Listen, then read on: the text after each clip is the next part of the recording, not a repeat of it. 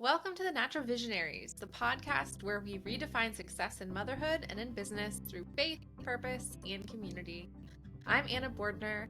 I'm a mom, I'm an engineer, I'm an entrepreneur, and a firm believer that God has uniquely called us to create a life that aligns with His vision, not the world's expectations. Here, we have honest conversations with moms who are building businesses, raising families, and living out their purpose as visionaries, making an impact. So if you're ready to embrace a life of faith, freedom, and fulfillment, you're in the right place.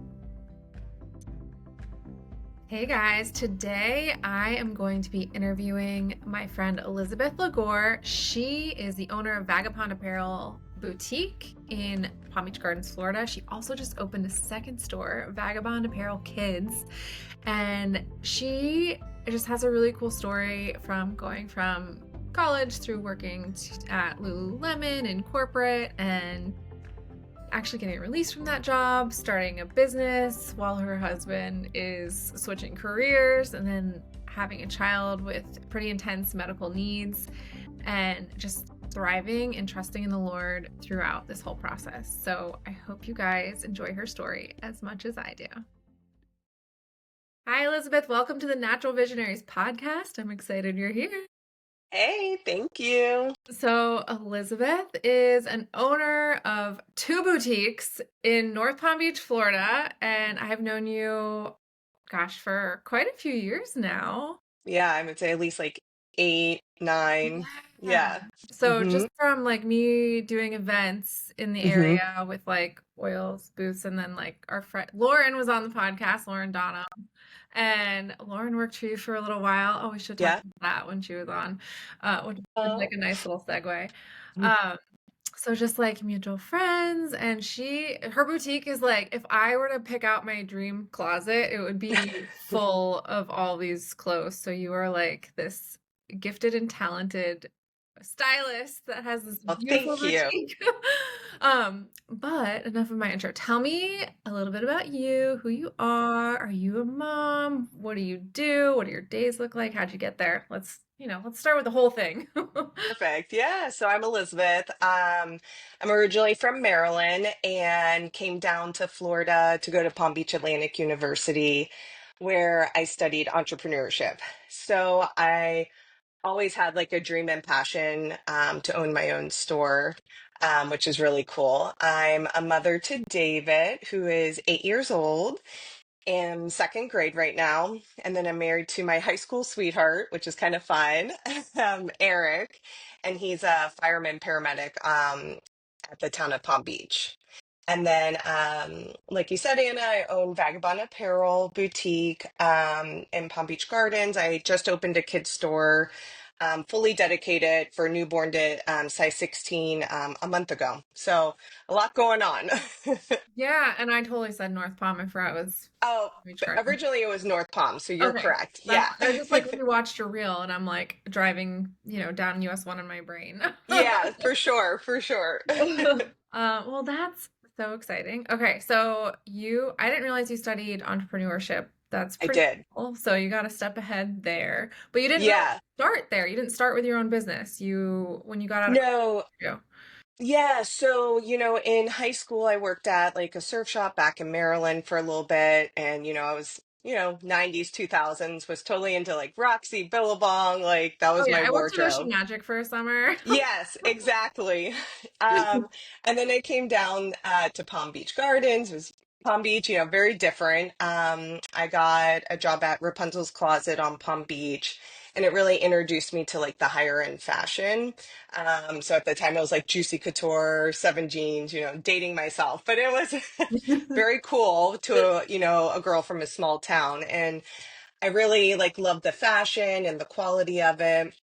After I worked there, I had the opportunity to work for Lululemon Athletica for 6 years, which was amazing. So I Living got, in small still at the time, or? so actually the only stores in Florida were Jacksonville and Aventura. Oh, So wow. I trained in Aventura and I was hired to be part of the Gardens mall team, opening team. And I was hired as like an assistant manager and worked there about 9 months. It was like right when the economy like kind of crashed, so they pushed back the opening. So I had to commute to Aventura, which was crazy, and do training. And a few months in, they're like, okay, we're going for it. We're going to open the Gardens Mall, but you're going to be the assistant manager, not the store manager. And I was only 24 at the time, so I was pretty young. And I feel like this was a big pivotal point in my career journey. I looked at my regional manager and I was like, you know what? I was like, I know I can do it if you give me the chance. And, over 3 months, she gave me different tasks and opportunities. And, I was able to step into a store manager position, which was really cool. So I actually opened the Gardens Mall Lululemon, which was really cool. I opened it 2 weeks before my wedding. So my life is full of like everything happening all at once. But Oh, wow, yeah. yeah, yeah, but I think I handle stress pretty well. But We thrive as in it. yeah, I thrive exactly, which is probably not a great thing. But yeah, so I was there for 6 years. I had the opportunity to be on the training new store team. So I got to travel with them. I trained new managers. I did visual merchandise training. It was amazing. I learned so much about leadership and management, how to run a store. But on the flip side, I was working probably like 60 hours a week. It was very consuming. I was high stress, just I'm a very like overachiever and always wanted to do the best. And it probably wasn't the best environment for me. And at the time, this was probably 6 years in, my husband decided to take a change in career. So he was in sports medicine and decided to go back to school for athletic or to be a fireman and paramedic. And, I was like, oh, I really want to open my store. I was 30 at the time. And I was like, I'm ready, I'm ready. But the timing was terrible. So I was like, let's just get through, get you a job, and then I'll open my boutique. And, God has different plans. And I was actually like unexpectedly fired from this job. And it shattered my world, but it was a blessing in disguise. And it was definitely God's way of saying, no, it's not your timing, it's my timing. And Eric was working $10 an hour at the hospital, and I had no job. And it was such an amazing what? Then let's open a store. Then let's open a store. Because in my mind, I'm like, well, there's no other option at this point. I was like, I'm gotta go for it. So God provided, I went back actually to Rapunzel's where I first started and worked seasonally for her. She was so amazing. I did some consulting work and like God provided, like financially through the way. Eric got hired in January and then I opened the store in August. So it was crazy, but it was definitely like a season of trusting God and like, budgeting and just really leaning into like God's plan and not my plan. Cause I'm definitely like a control freak and perfectionist. And I had to just let go, Yeah. and it was incredible, like thinking back about how God provides Do you also have in that time. like you don't have to answer, but like, do you have to get out loans to like business loans to do things like So this? I tried. Yeah. Um, I probably went to 6 different banks. I tried small business loan. I tried entrepreneur, women, like all this stuff, and I got denied for everything. So it's really, they're like, oh, once you're established, we'll be happy in 5 years to give you a loan. I'm like, I won't need it Yeah. then. You didn't know. Yeah. So fortunately, I reached out to family and was able to get family loans to help me get started, which was such a huge blessing. Yeah, that's a big Yeah. deal. Okay, I Ye- always wonder because it's everything I've ever done has required like $0 or the cost of like flow desk Yeah. every month. So like opening a brick and mortar business to me is like It, scary because it's it is more scary. than just it's the control freak part of me. It's like more than just me or No, running. it's You know? your livelihood, Yeah. and I don't know. I think having that entrepreneurial mindset too, I was like, it's not an option to fail. If, my family's believing in me, like, And I also felt like I feel like when you know God's called you to something, there's Yeah. always the fear and the uncertainty, but there's also the comfort in knowing like, no, this is like what you're made to do, and like who am I to like get in God's way? Yeah, that's So so good. yeah. And then where does David come in? Like when did he was he born when you had this started the store or So I opened the store in 2014 and he was born in 2017. Yeah, so that that was, it was kind of we were established. I had an employee at the time because beforehand it was like just me working every day. Uh, Whew. yeah, so it was like, you know what, I think we're ready. So, Yeah. we had David and then things kind of like crumbled there. At my 20-week anatomy scan, we were told he had fluid in on the brain. And so the specialist came in and he goes, "Hey, we have a problem." And you're like, "I'm just here to find out if it's a boy or girl. Like, I don't know what you're talking about." No, don't tell me this. Yeah. So in his mind, he was like, you have a decision to make. Your quality of life is about to change, is what he said. He basically said David would most likely be brain dead when he was born. So it was, yeah, very stressful. Next 16 weeks or 14 weeks, he came early. So that again is just a story of how God's hand was on David's life. Through a series of events, we got connected with a neurosurgeon down in Miami. Um, 2 days, no, it was the day before I was supposed to go down for a fetal MRI. My water broke. So clearly that wasn't supposed to happen. And David came 6 weeks early. And it was so cool, like just to hear his cry and just, you don't know. Again, I think, obviously God's teaching me a lot about trusting him. Yeah. During your pregnancy, you have no clue how your baby's going to turn out. And just when he was born, to hear him cry, look at him and know like he's going to be okay. It's like I felt like I heard God say, like, he's going to be okay, but I'm not going to heal him how you want him to be healed. Every other week when we went and got like ultrasounds, I'm like, oh Lord, please just remove the water. Like, I believe this. And when I heard that from God, I was like, okay, I have to let go of what I want and just trust in God's plan. And so at 7 weeks old, he had brain surgery and they put a shunt in to drain the fluid. How And terrifying is that though? Like It to was it was crazy. We were in the NICU for 2 weeks, and then after 7 weeks, 2 weeks again, for the surgery and stuff. And yeah, it's crazy, and you're at the mercy of like the doctors, and just really praying. And we would play worship music in the NICU room, and just really pressing in and trusting on God, and our friends coming around us. Like, it's the only way we got through it. yeah. I mean, I brought Corbin into the emergency room. She had RSV when she was Mm, a couple months old. And like we were in and out in a couple hours, but it just kind of opened up scary. my world a little bit and just Yeah.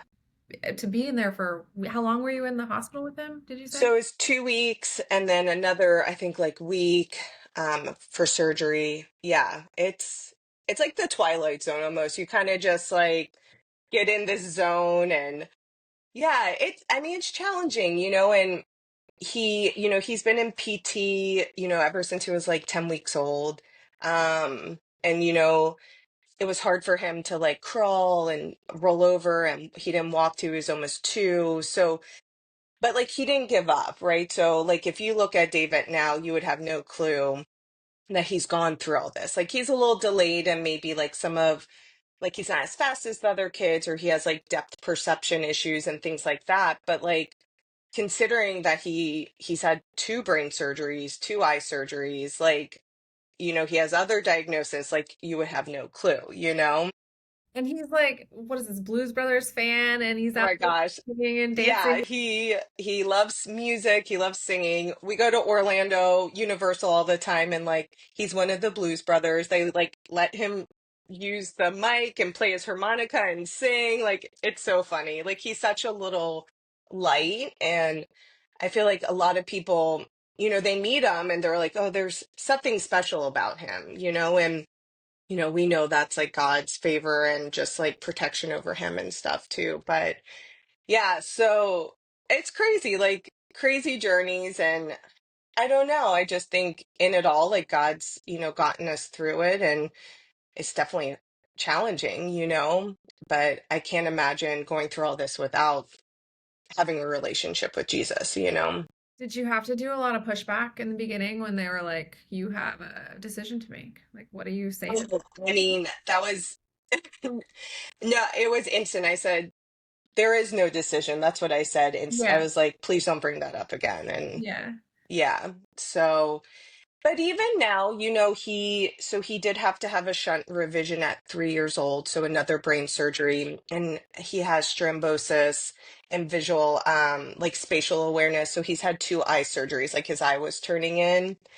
And so we're scheduled for a third next month, actually. And that's just something too, as a parent, like, praying on that and we're still trying to figure out if that's the right step.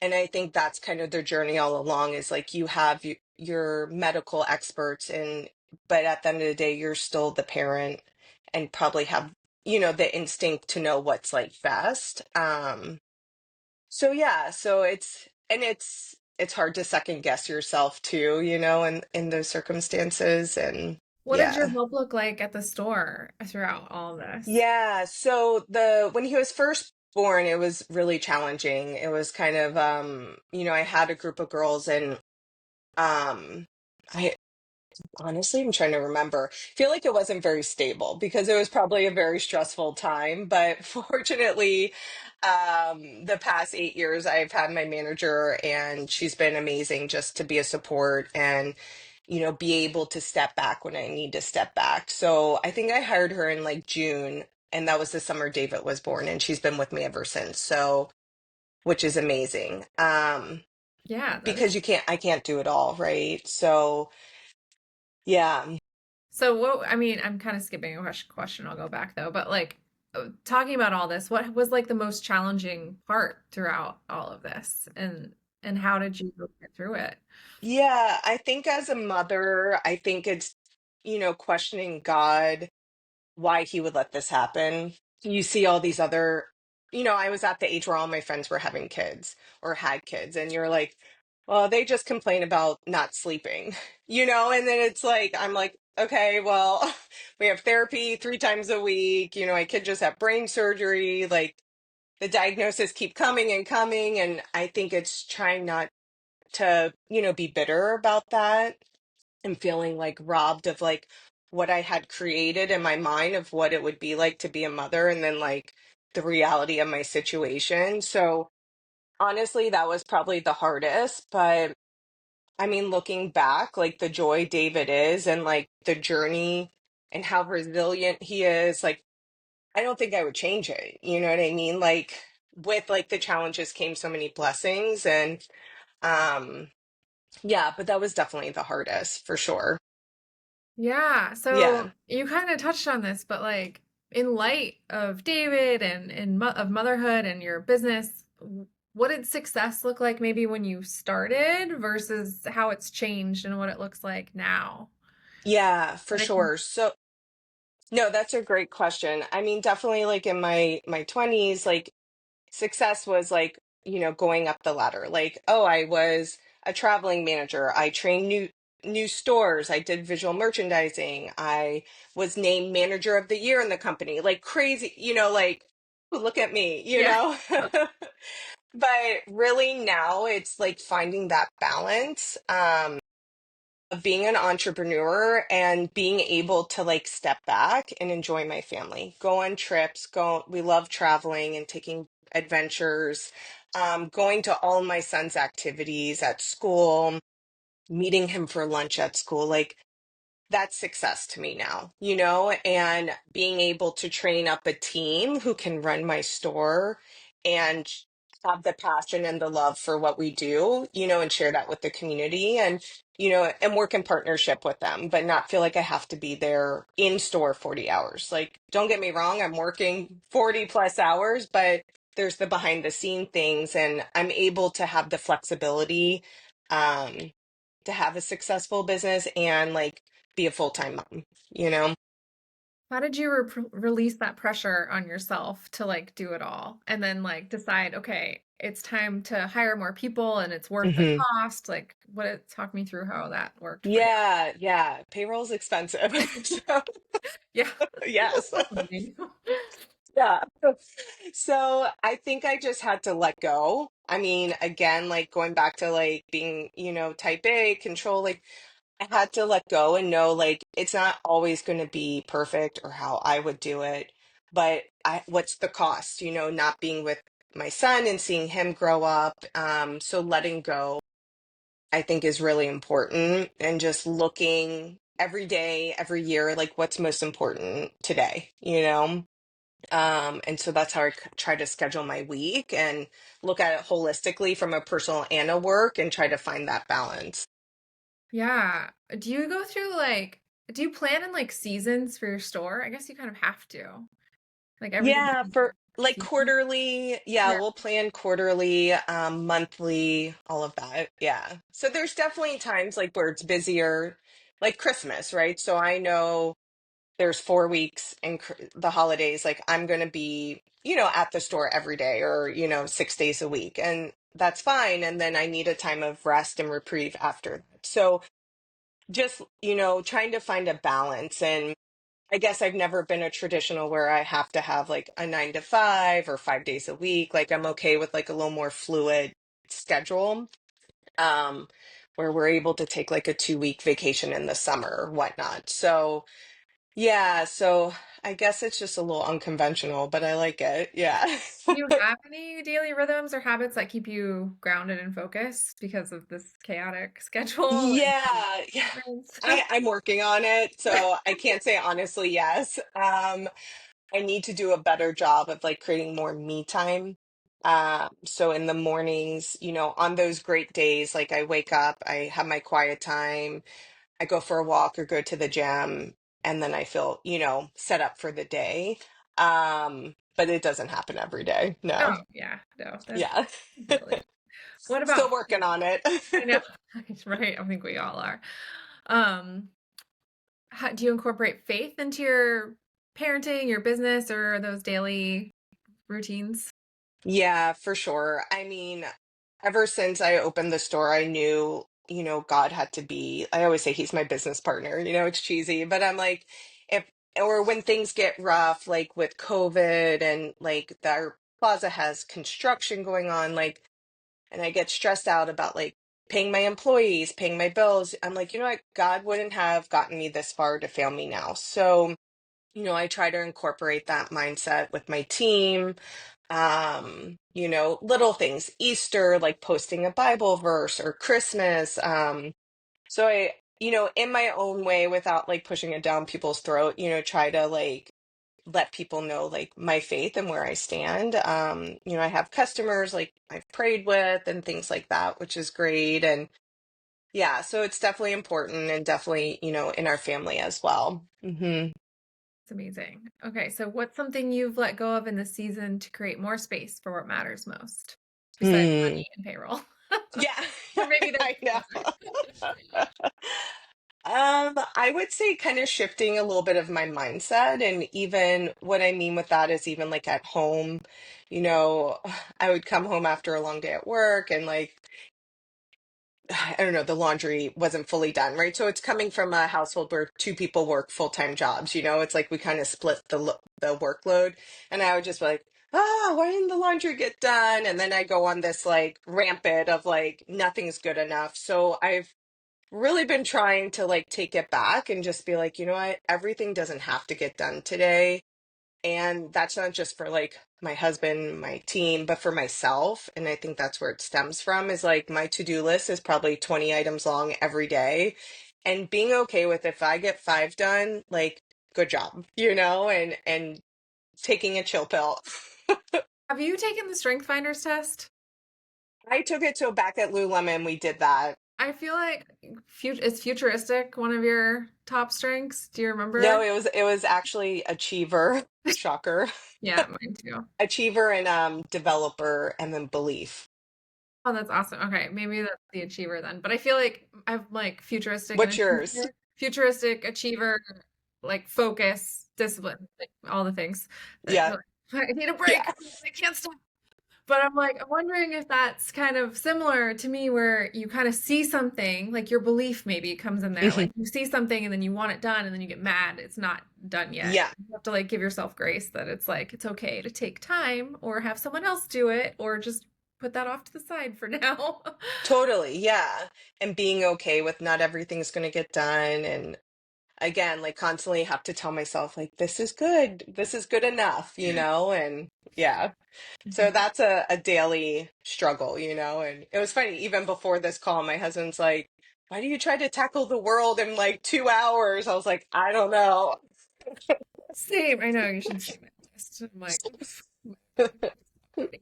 Um, so I have one question I wrote down which isn't really related, but let me ask you this one first. So when you were starting your store, how did you kind of overcome those perfectionist tendencies and just like do it? I can't, there's like a theme on this podcast. Everyone's like, just do it scared or do it like not ready and like Yeah. about how you started without feeling maybe 100%. Yeah. I mean, it was definitely like scary. And again, like I didn't feel like I was ready, even though I had all this retail experience. I was like, no one's going to take me seriously. I always had this like, I'm young, I'm a girl, like in the business world or, going to trade shows. I remember like I went to New York City and I'm like, I am not like this kind of fashion, you know what I mean? And having to pitch myself to brands to try to, attract brands and get approved because I can't just get any brand I want. I have to get approved. So, it was a lot of like just putting myself out there and like kind of putting my ego aside and just like being okay that I might get rejected or it might not work, but you're going to get some yeses in there too. I mean, I had a job briefly where I used to have to make like cold calls and it was the worst experience of my life. And I was terrified of like talking to people on the phone. And fast forward now, that's all I do is talk to people and like have to pitch myself. And so I don't know. I think there's a way that God uses your weaknesses, for you to grow. And I would definitely say like being okay with failing and learning and growing from it too. Success, in order to have success, you have to make mistakes and have failures and not making it personal, I think is a big one. Like if I fail, I'm not a failure. It didn't work. That's Yeah. gold right there. Yeah. So is there any no, let me rewind. Okay, so your time at Lululemon, were there like ambassadors there at the Hmm. time? And did Yeah. that influence the way you work with influencers now at your store? Like how does that Yeah. give you the idea? Yeah, it was amazing. I mean, honestly, the business model at Lululemon, when I was there, it was still private, was incredible. Like the whole ambassador program, how they ran their stores, the community outreach. It really helped me understand that community is like so important, not just for like personally, but for a business. And honestly, some of our ambassadors when I was at Lululemon are still my customers today at Vagabond. Yeah, and so I always say, I'm like, "Ugh," it's like it was just such a easy transition. They were such my biggest cheerleaders in the beginning of opening the store and building those solid relationships that was past just like work. So yeah, the ambassador program was super cool. And I think with influencers now, kind of a whole new thing with social media, like it's so important that it's a win-win, and it's mutual. I only work with people I have relationships with, or that we evolve into a relationship. I don't ever do any of the big paid campaigns for influencers. I just don't have the budget for it. So we find a way that it works, is it with product exchange, things like that. But I always want it to feel like it's a partnership versus like a business transaction. It does feel that way. Like, Ashley, my kind of casual. Like she'll Yeah, do yeah. some picture or do some things with you, and it just feels so. like homegrown might be the wrong word because you're not like No, a large totally. store, but it just feels like she wants to support you. It's not like Yes. it doesn't feel like this big paid production. It just feels like, oh, I love this stuff and I'm gonna show everyone. Yes.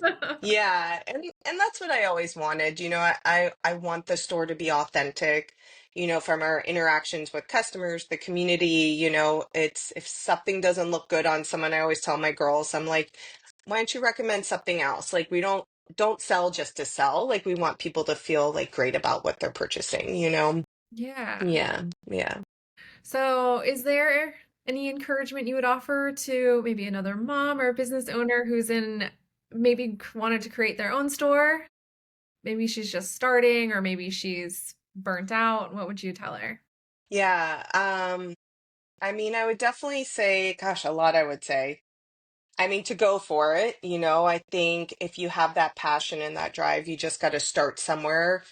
Be okay with starting small. Like, I mean, you saw my first store. My brands I had then are completely different than what I have now. So, you just have to start somewhere. I would say talking and connecting with people I think is so huge. Just like other business owners, other people in the field, like relationships are key. Like I wouldn't be where I am today without like the relationships and relying on other people for support. So again, don't feel like you have to do it all yourself. I love brainstorming, like share your goals and visions with people who like support it and are going to encourage you. The worst is you tell someone and they're like, oh, well, that's going to cost a lot of money, or I don't think you can do that.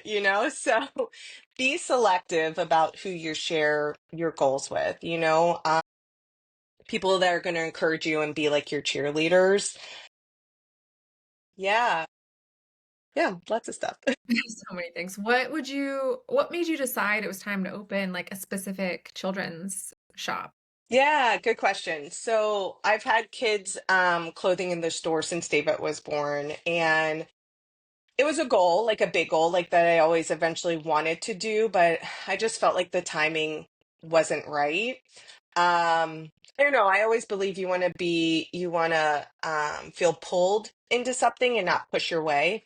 And with COVID and like different life things going on, it was just not the right timing. Our shopping center actually just sold this summer and the new owners have been like amazing. And I was like, you know what? Let me just reach out, see what they're offering, see what's going on. And honestly, we have so much inventory. We were like bursting at the seams. I was like, I need to move some stuff out. Um, yeah, kind of just all fell into place. Yeah, so is it I Yeah. haven't been there yet because I moved, but Yeah. where is it just like a couple of stores down from your Mhm. current one? Yeah, they have like the little fountain splash pad area, and it's just a few stores down like where who is it? Lola Chic used to be. Yeah. Okay. So that's Hmm. kind of strategic, like by the splash pad area. Yes, It's like, let me go a little shopping while the kids are playing on the splash exactly. pad. Not intentional at all in Palm Beach.